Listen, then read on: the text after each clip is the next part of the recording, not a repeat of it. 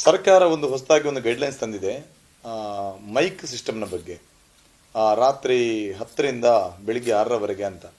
ಆದರೆ ನಮ್ಮ ಈ ಕೋಸ್ಟಲ್ ಕರ್ನಾಟಕದಲ್ಲಿ ತುಂಬ ಅದರ ಬಗ್ಗೆ ಗಮನ ಹರಿಸಬೇಕಾಗಿ ನಾನೊಂದು ಕಲಾವಿದನ ನಿಟ್ಟಿನಲ್ಲಿ ನಾನು ತುಂಬ ಮನವಿ ಮಾಡ್ತಾ ಇದ್ದೇನೆ ಸರ್ಕಾರಕ್ಕೆ. ಯಾಕಂತ ಹೇಳಿದ್ರೆ ಕೋಸ್ಟಲ್ ಕರ್ನಾಟಕದಲ್ಲಿ ಅನೇಕ ಯಕ್ಷಗಾನ ತಂಡಗಳಿವೆ, ನಾಟಕ ತಂಡಗಳಿವೆ. ಸುಮಾರು 5-6 ಜಿಲ್ಲೆಗಳಲ್ಲಿ ಬಹಳ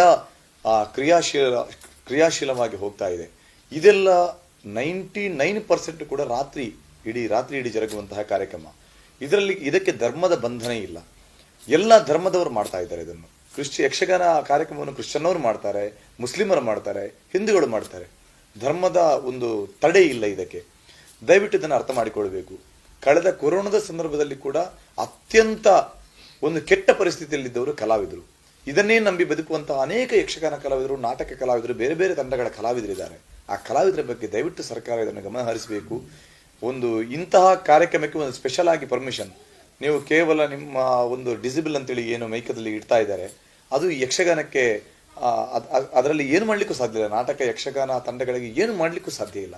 ದಯವಿಟ್ಟು ಮಾನ್ಯ ಮುಖ್ಯಮಂತ್ರಿಗಳು ಅಥವಾ ಸಂಬಂಧಪಟ್ಟ ಶಾಸಕರು ಮಾನ್ಯ ಮುಖ್ಯಮಂತ್ರಿಗಳಿಗೆ ಇದರ ಮನವರಿಕೆ ಮಾಡಿ ಒಂದು ಪ್ರತ್ಯೇಕವಾದ ಒಂದು ನಿಯಮವನ್ನು ಇದಕ್ಕೆ ತರಬೇಕಾಗಿ ಈ ಮೂಲಕ ನಾನು ಕಳಕಳಿಯಿಂದ ಬೇಡ್ತಾ ಇದ್ದೇನೆ.